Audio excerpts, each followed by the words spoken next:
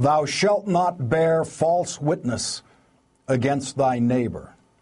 Those are the words of the 9th commandment. We can no longer be surprised that the ultra-religious Rick Perry, or should we just say the publicly religious Rick Perry, does not know the 9th commandment. He has shown himself incapable of remembering even 3 consecutive bullet points, so no one should expect the poor man to remember all 10 commandments, despite his flamboyant public religiosity. Nor might we expect him to actually understand the 9th commandment. Thou shalt not bear false witness against thy neighbor is a bit too fancy a way of trying to tell Rick Perry not to lie. So, probably not understanding the 9th commandment, Rick Perry put out a television ad last week that was based on a lie about President Obama. We've been a little bit lazy, I think, over the last couple of decades. Can you believe that? That's what our president thinks wrong with America? That Americans are lazy? That's pathetic. As I showed you last week, the president was actually saying the American government had been lazy, not the American people. There are a lot of things that make foreign investors see the U.S. as a great opportunity: our stability, our openness, our innovative free market culture. But, we've been a little bit lazy, I think, over the last couple of decades. We've kind of taken for granted, well, people will want to come here, and we aren't out there hungry selling America and trying to attract new businesses into America. And we think that we can do much better than we're doing right now. Because of our federalist system, sometimes a foreign investor comes in and they've got to navigate not only federal rules, but they've also got to navigate state and local governments that may have their own sets of interests. The 9th commandment is also either escaped the attention of Mitt Romney or is a bit too complicated for him to understand, or perhaps Republicans have simply rewritten the 9th commandment, dropping the word not and adjusting the word neighbor. The Republican 9th commandment now says, in effect, thou shalt bear false witness against thy president. We showed you the Romney lie last night, and it's worth looking at again. I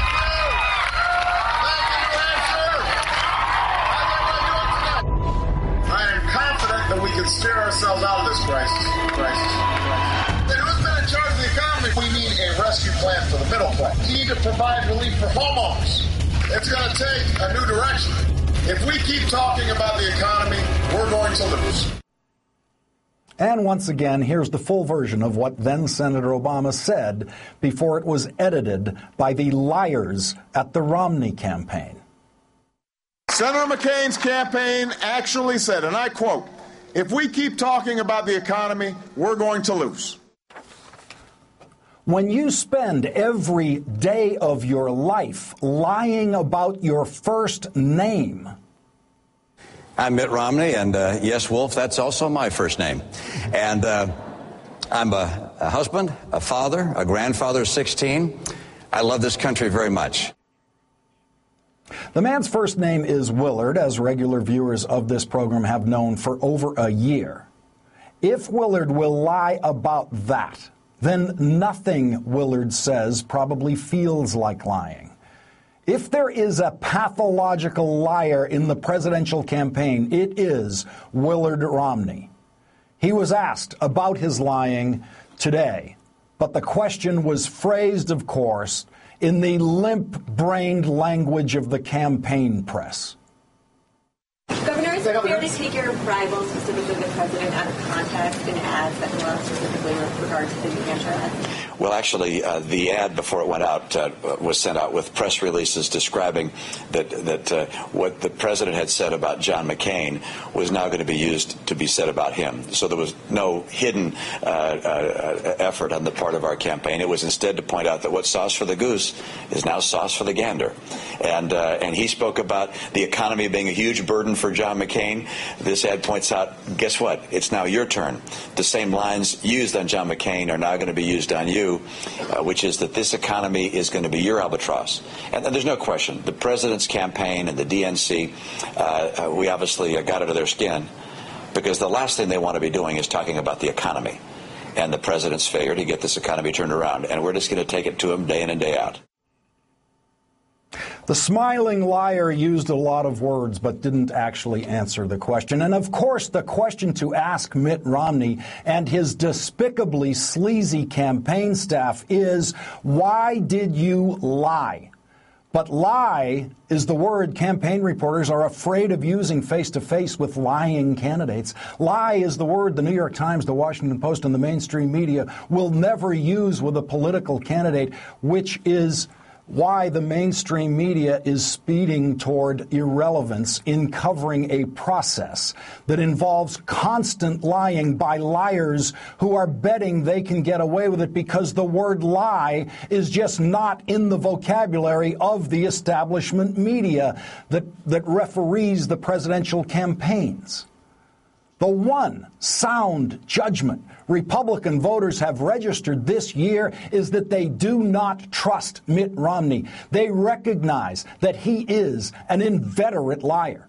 They don't care that the establishment news media's definition of fairness includes never using the word lie to describe a lie. They know a liar when they see one and hear one. Mitt Romney and everyone working for him should be ashamed of themselves, but of course they know no shame. They have now become professional campaign liars. But the mainstream media and, of course, Fox News will continue to accord the lying Romney team all the dignities that they would offer the most honorable among us.